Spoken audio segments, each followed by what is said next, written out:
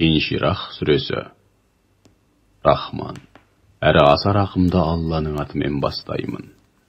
Біз сенің көкірегіңді ашып, кеңейтпедік пе?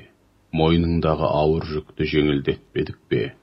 Беліңді қайыстырған ауыр жүкті жеңілдетпедік пе? Сондай-ақ есіміңді мақтаулы етіп, мәртебеңді көтермедік пе? Демек, әрбір қиындықпен бірге сөзсіз жеңілдік бар. Я, рас, әрбір қиындықпен бірге жеңілдік бар.